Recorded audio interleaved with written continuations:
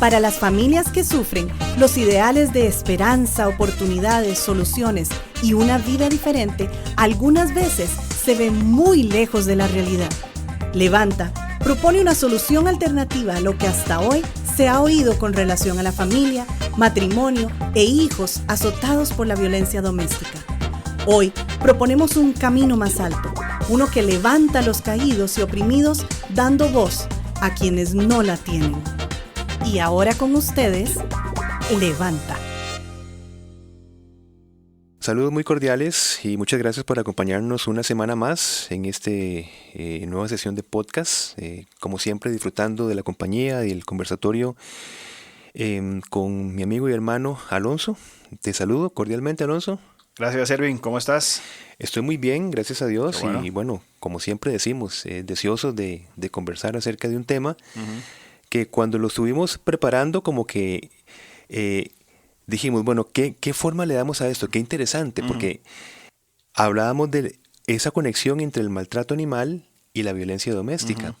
Y es un tema que te quiero decir, gracias al aporte de doña Marielos Londoño, Ex-jueza. Ex-jueza, claro, que nos propuso, mira, ¿y qué tal si hablan de este tema? Y nos refirió material muy importante y gracias a este aporte de doña Marielos podemos hoy conversar de un tema tan relevante.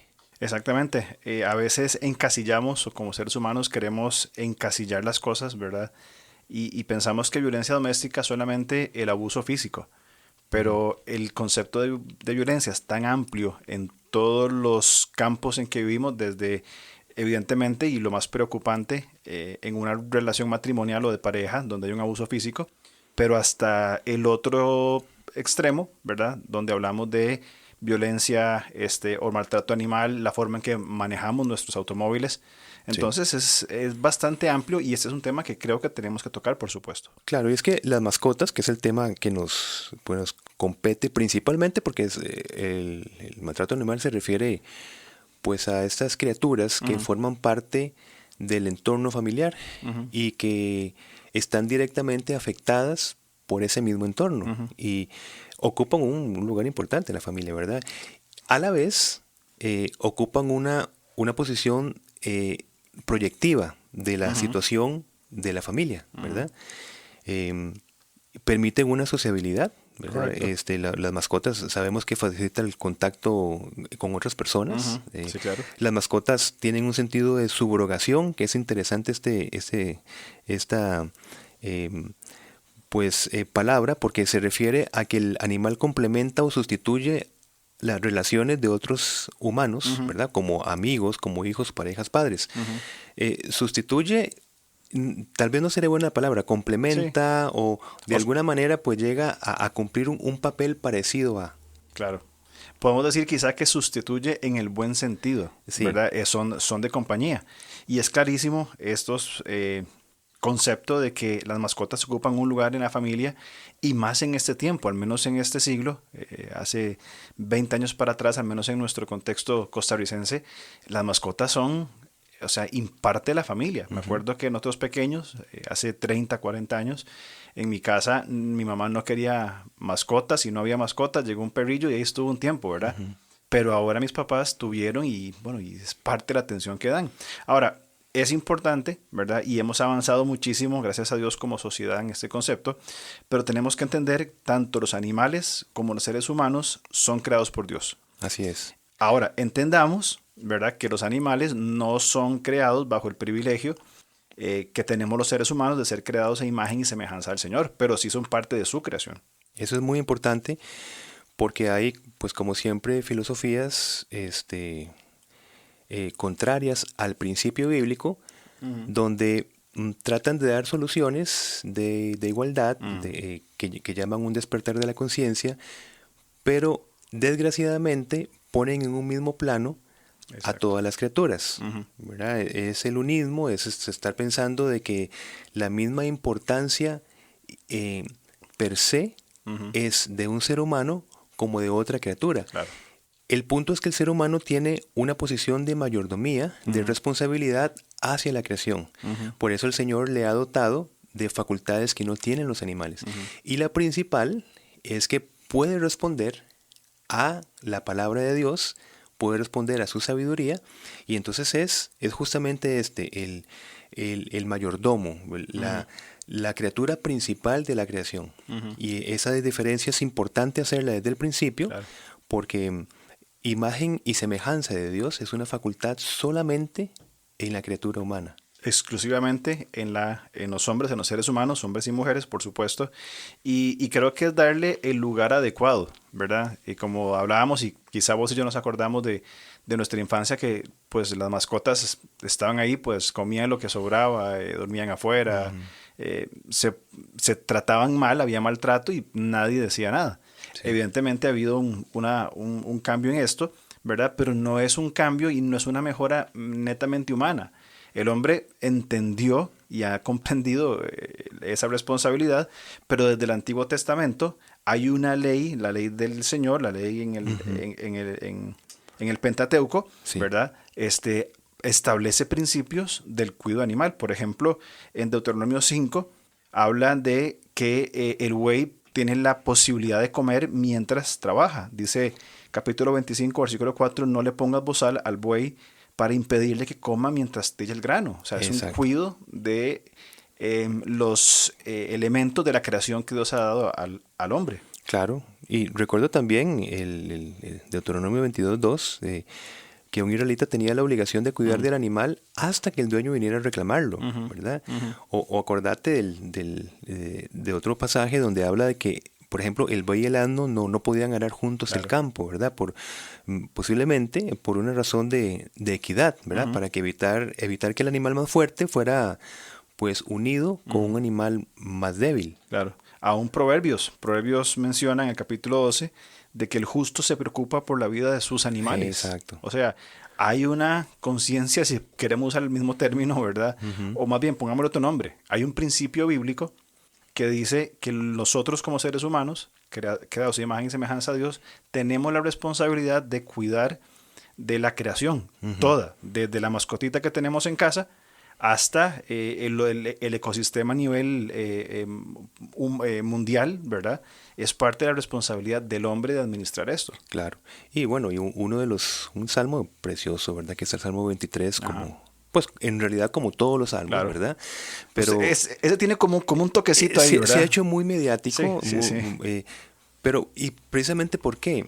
Por la figura que utiliza, sí, ¿verdad? Estamos al cuidado de un pastor, pero ve qué lindo la relación que hace del pastor cuidando a las ovejas. Y ciertamente es una figura que trasciende esta idea terrenal, porque está hablando del cuidado del Señor Todopoderoso en cuanto a sus hijos, pero utiliza una figura que es muy válida y muy importante, ¿verdad? El celo, el cuidado, pues la ternura con que un pastor habitual, terrenal, cuidaba de los animales. Y esta figura, esta fuerza, se toma como un ejemplo para que nosotros entendamos el cuidado y la protección de Dios en nuestras vidas. Así que quiero decir con esto que la protección animal es realmente muy importante, muy relevante para hablarlo en esta mañana. Claro, es parte deberíamos incluirlo en nuestra cosmovisión, incluir la creación como lo que Dios nos ha dado, ¿verdad? Y en lo cual somos mayordomos. Ahora, la violencia contra los animales definitivamente es un indicador fiable, es algo en que podemos ver, ¿cierto?, la existencia de otras posibles formas de violencia interpersonal. Es típico el ejemplo, ¿verdad? El papá, el hombre violento, que grita, que golpea, llega a la casa, grita, golpea, y no solamente a su esposa, a su compañera, van los hijos, y si también está la mascota, también va la mascota. Claro, porque la mascota se integra a esa dinámica de vida familiar, ¿verdad? Y esa dinámica, si es una dinámica violenta, pues también va a estar permeado por esta dirección, ¿verdad? Y qué interesante esa palabra que utilizaste, indicador fiable. Me gusta mucho porque, claro, se puede ver ese maltrato animal, como estás diciendo, como un indicador del corazón, digamos, violento, de las tendencias violentas. Exacto. En una familia. Sí, definitivamente que sí. Y creo que mucho pasa, y ya quizá entrando o enfocándonos en el tema puntual de nuestro podcast, que es la violencia doméstica, en la mente de un agresor, ya entrando a estos patrones y principios, ¿verdad?, que tienen, el maltrato animal se vincula con un mecanismo de dominación psicológica. Claro, por supuesto. O sea, maltrata al animal con el fin de hacer daño, someter, humillar y también, por supuesto, dominar a su mujer, a los hijos, dado todo lo que implica la presencia, ¿verdad?, como vos hablabas, de la función que tiene la mascota dentro de la familia. ¿Y cómo le podría llamar a someter, esa dominación psicológica? Llamémosle violencia instrumental. Violencia instrumental, claro, por supuesto. Es decir, se proyecta la violencia hacia un ser indefenso, más vulnerable, y es un instrumento de dominación hacia la esposa, hacia los hijos que tienen pues un sentimiento hacia ese animal. Correcto. Sí, claro, sí, está muy bien ese tema. Sí, aplican la violencia hacia un instrumento, descargando su violencia, en este caso con la mascota, que de por sí ya está satisfaciendo sus instintos violentos, descargando esa ira de forma totalmente incorrecta sobre un instrumento, un animal, una mascota, que a su vez va a afectar también las emociones, el temor, la percepción de lo que pasa de la esposa y de los hijos. O sea, es una escena bastante dura, ¿no? Eso es lo que te iba a preguntar. ¿Qué pensás entonces en el efecto del maltrato animal en los niños? Porque eso creo que estamos entrando a un tema muy interesante. Claro, y entramos creo que entonces en la dinámica de las familias, ¿verdad? Entendiendo que los animales, las mascotas que puedan tener, indiferentemente qué tipo de mascota sea, juegan un papel importante en la vida de los niños. Sí, claro. El desarrollo personal, su compasión, la empatía, la responsabilidad, es parte de la dinámica diaria de la familia, ¿verdad? Exactamente. Y evidentemente todos sus procesos de aprendizaje cognitivo, emocional, su conducta, se ve afectado también por eso, por supuesto. Claro que sí, totalmente de acuerdo. Entiendo entonces que si el niño vive una cotidianidad de maltrato animal, va a estar recibiendo un patrón, ¿verdad? Un patrón cognitivo, como estás diciendo, emocional, de la manera de cómo resolver ciertas cosas. Exacto. ¿Verdad? Okay. Sí, o sea, es como fuimos criados, podríamos decir, ¿verdad? Este niño que fue criado viendo a su papá como agresor, hombre violento, descargando toda su ira, su frustración, sus temores sobre la mascota o sobre su mamá, en el peor de los casos, eso es lo que aprende. Y creo que esa es mucha responsabilidad que tenemos los padres y que nos damos cuenta, los patrones que estamos estableciendo dentro de las dinámicas de nuestras familias. Y es ¿Qué enseñamos? Me hace pensar en esto que estás abriendo aquí en el conversatorio, de que el niño puede recibir un patrón de justificación de la violencia, ¿verdad? O sea, se le enseña por medio del ejemplo, del mal ejemplo, una resolución de conflicto. Es decir, que la agresión es un recurso válido, claro, para resolver cierta situación. Que es una opción. Es una opción. Y claro, porque la manera en que se reacciona... Es que qué importante, Alonso, es de verdad ese tema, porque es un tema que posiblemente pasa desapercibido. Sí, claro. Es decir, tenemos la cotidianidad de la situación, ¿ves? Pero no la vemos. O sea, es como normal descargar nuestra furia, nuestra ira, nuestras frustraciones en un animal. Y en un animal que convive dentro del seno familiar. Claro. Y eso se ve como normal, ¿verdad? Claro, se ve para adentro. Los niños, por ejemplo, que van creciendo viendo estas formas de violencia, los gritos, el maltrato al animal, etcétera, lo ven como esta es la forma en que la vida es. Entonces, cuando crece, va creciendo en su niñez, en su adolescencia, es la forma en que también va a solucionar sus conflictos, si lo llega a solucionar, haciéndose de la violencia, y va a llegar a un matrimonio probablemente imitando los mismos patrones. ¿Y qué otro efecto se podría...? Porque Pues podemos poner entonces como punto 1, ¿verdad? El patrón de justificación de la violencia. Digamos, dentro del marco de la afectación de los niños, cuando ven una mala conducta violenta hacia las mascotas, hacia los animales. Podríamos decir que la primera es que reciben un patrón de justificación de la violencia. ¿Qué otro podríamos pensar? Pensaría también que se desarrolla el concepto de que yo puedo hacer lo que me dé la gana. Dentro de la casa se tiene el derecho de que vamos a hacer lo que nos dé la gana, sin principios de cuidado, de respeto, de cuidar de la otra persona, ¿verdad? Entonces, bueno. Es decir, yo hago de mi mascota lo que yo quiera y no es su mascota, así que no me diga absolutamente nada. Exactamente. Porque es mi mascota. Es mi mascota, es mi casa, es mi hogar, es mi esposa. Y por supuesto, claro que sí. Y todo repetimos, todo dentro del marco de lo que se le está enseñando al niño, ¿verdad? O sea, que dentro de la casa se puede hacer lo que se quiera y se puede justificar la violencia. Correcto. De cualquier forma. Sí. La violencia a la mascota o en otras formas. A mí se me ocurre proponer entonces que los niños podrían entonces aprender de sus papás, porque son una fuente inmediata de aprendizaje, ¿verdad? Por eso es la responsabilidad que tenemos como padres, ¿verdad? De ser modelos. Aprenden entonces una manera equivocada de relacionarse con seres más débiles y vulnerables.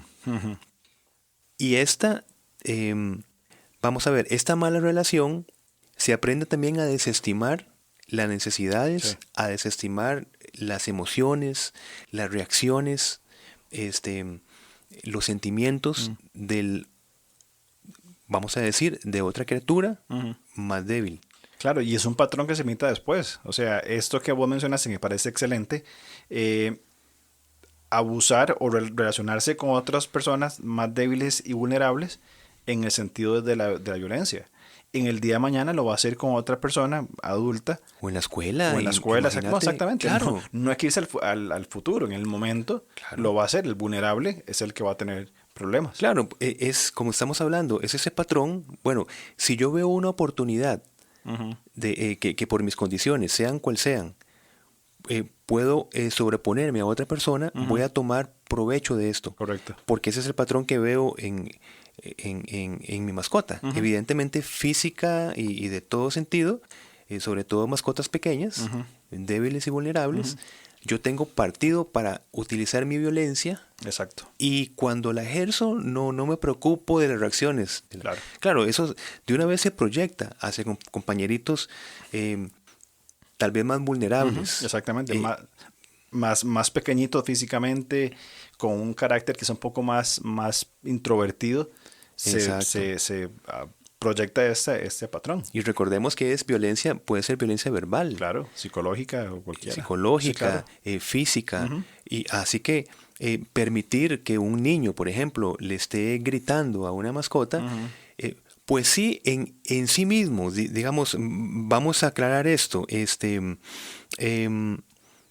el maltrato animal es un acto antisocial e ilegal en sí mismo. Es ilegal, correcto. Claro, en sí mismo está mal, pero también aparte de esto, veamos el sentido de la instrumentación que es esto, el sentido instrumental, el sentido que dar patrones para relacionarse con otros. Exacto. Así que si nosotros permitimos, repito, que un niño le esté gritando, que esté consiguiendo de su mascota a punta de maltrato, violencia verbal, pues estamos consintiendo esa manera de enfrentarse con un ser vulnerable. Eso es lo que queremos decir. Exactamente. Se construye el patrón de que si algo me molesta, algo me incomoda, y es más pequeño que yo me siento superior a esto, puedo usar la violencia para remediar eso que me molesta.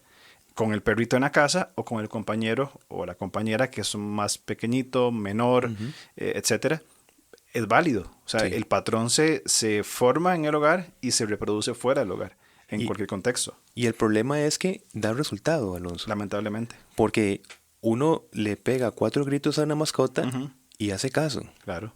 Pero hace caso ¿por qué? Por temor.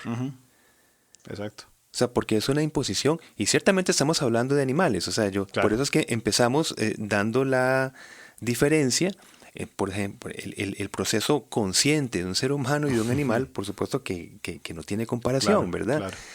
Pero estamos tratando exactamente de lograr ahí un vínculo interesante para poder llevar una conversación reflexiva. Exactamente, porque creo que a ver, como vos decías, es ilegal el maltrato animal.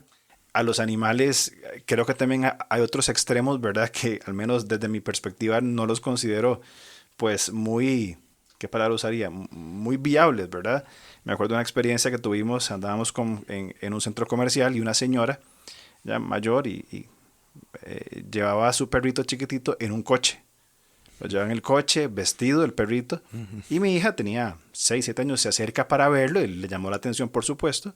Y cuando se acercó la señora, pues poco le faltó para gritarle, de que se alejara, que no estuviera cerca, ¿verdad? Y, o sea, una actitud pues bastante extraña. Sí. No hablamos de eso, ¿verdad? No hablamos de ese que vos lo decías al principio, ¿verdad? No estamos hablando de que ese en igualdad a la imagen y semejanza de Dios, pero tampoco estamos hablando de que podemos hacer lo que queramos con los animales. Creo que tienen su lugar y necesitan ser tratados bíblicamente.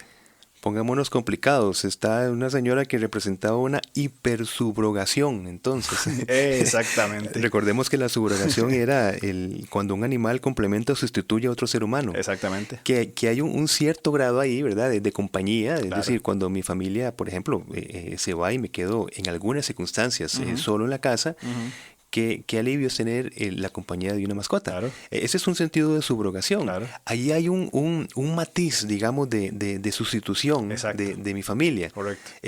Pero una hipersubrogación es como estás diciendo, no se acerque a mi hijo, digamos. Sí, prácticamente eso, ¿verdad? También otra forma de que pensaba mientras hablábamos del maltrato animal es la desatención. O sea, correcto. Que era muy común, me acuerdo yo pequeñillo, en los años 80, que el perro estaba amarrado en el patio y comía si había. Exacto. Eso es una forma de maltrato y es una desatención también que el patrón de desatención también se aprende y se desarrolla en otras relaciones. Sí, qué bueno que haces énfasis en eso. Recordemos que estos puntos lo estamos hablando dentro del marco de lo que el niño puede estar aprendiendo, como esponjita, estar aprendiendo y estás dando el punto de esa cotidianidad de la violencia pasiva. Como estás diciendo, el descuido, la desatención. A las personas en general, recordemos que es un patrón que se aplica luego a la vida cotidiana. A la persona con necesidad, yo no tengo ese impulso de atenderlo, de estar mirando sus necesidades o ver una necesidad y no hacer nada. Exacto. Porque puede ser que se vea un perro que tiene como 2 semanas de no bañarse, ¿verdad? Y yo lo puedo ver. Pero la pregunta es, ¿qué acción voy a hacer entonces para esto que estoy viendo? Correcto. ¿Verdad? Y si está esa pasividad, no lo hago en mi casa con la mascota, porque lo voy a hacer con otra persona fuera de mi casa que como se diría popularmente, no es nada mío, ¿verdad? Sí. Yo diría también, Alonso, que el maltrato animal va a superar una línea inhibitoria en contra de cualquier tipo de violencia, ¿verdad? Y que va a servir para determinar patologías sociales, de familias disfuncionales y llamemos así como una alerta ante tipos de violencia futuras y más graves. Sí. Rompe esa línea. Es como que si ya yo me habitúo a una violencia hacia una criatura, ya paso una cerca y me va a ser más sencillo, desgraciadamente, aplicarlo a otras formas relacionales. Claro, y también en esa misma línea que estás hablando, también los actos de maltrato animal por parte de menores, hablamos de niños, ¿verdad? Puede ser una alerta de que este niño esté también sufriendo el mismo maltratos y esté reflejando el maltrato que recibe físico hacia su mascota. Eso es un puntazo, lo que estás diciendo. Porque significa que eso es un buen observatorio, por ejemplo, para maestros en la escuela o para personas que tengan contacto con los niños, porque este niño es así de violento, ¿verdad? Hacia sus compañeritos, hacia otros animales, etc. Y estás entonces diciendo de que es una alerta de que el mismo niño está siendo violentado. Exacto. Y proyecta esa violencia hacia. Exactamente. Sí, muy interesante. Sí, igual, y creo que esto resume lo que hemos hablado de aprender patrones que se ven o se viven. Veo que en mi casa la mascota es maltratada, yo veo ese patrón y lo imito, o yo mismo estoy siendo, en el caso del niño, estoy siendo maltratado, voy a reflejar, descargar mi ira, mi violencia sobre lo siguiente más indefenso que vea en mi entorno. Sí. Y en el futuro, lamentablemente, podrían ser su esposa o sus hijos también. Sí, sí, sí.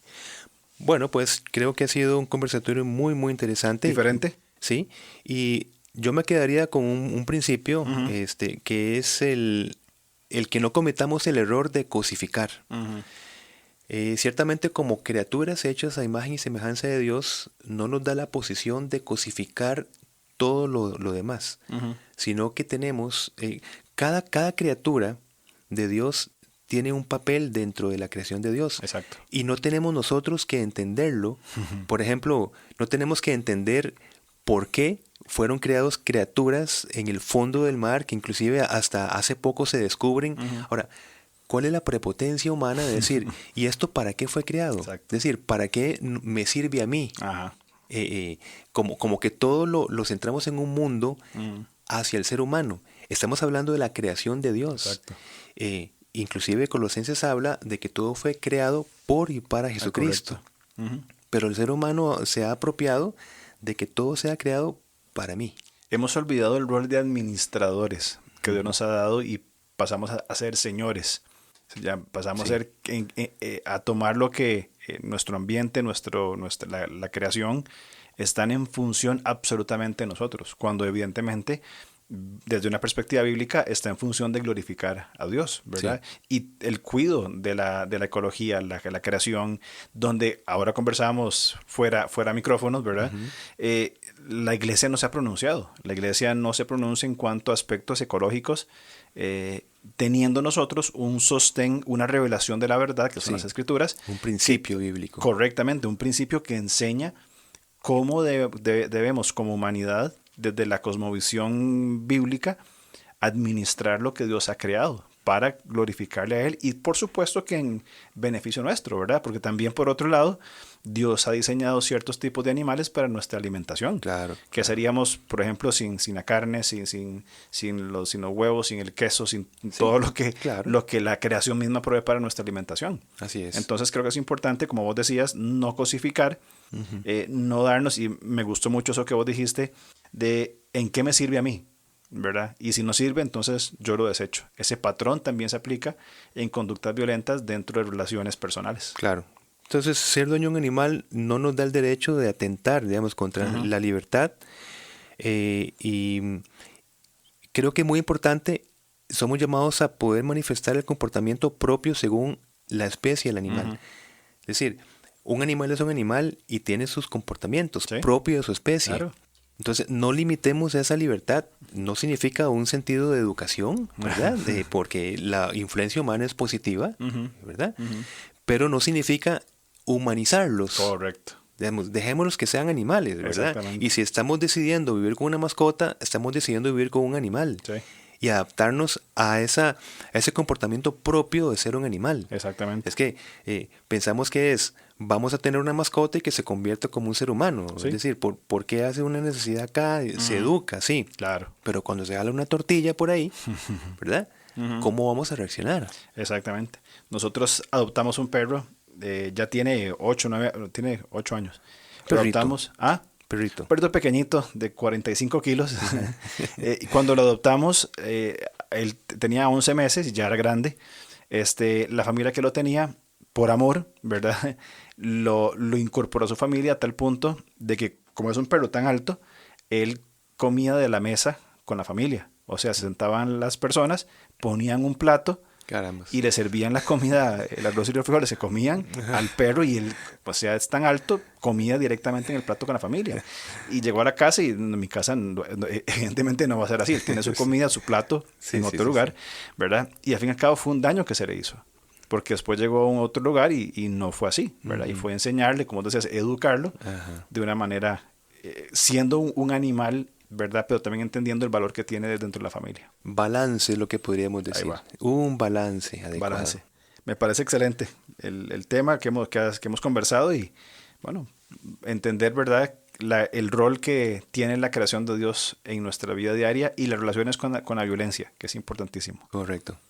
Bueno, pues de verdad un tema que nos edifica mucho y esperamos que nos hayamos dado a entender muy bien en ese balance que tenemos que tener con los animales, con las criaturas, el sentido de mayordomía y además que es un sentido instrumental para ver posibles casos de violencia dentro de la familia. Exacto. Porque la mascota vive dentro del entorno de una familia. Totalmente de acuerdo, y nada más como un recordatorio, puede contactarnos por nuestras redes sociales, en Facebook, en Instagram, puede buscarnos como LevantaCR, puede escribirnos a nuestro correo alonso@levantacr.org o entrar a nuestra página web levantacr.org y tiene forma de contactarnos y podemos seguir conversando sobre esto. Sí, muy bien, pues bueno, gracias por este tiempo, nos vamos y nos vemos la otra semana, si Dios nos da vida, con un tema muy interesante, identificando la familia disfuncional, Alonso. Es un tema muy interesante porque hemos definido quizá muy estrechamente lo que es una familia disfuncional. Sí.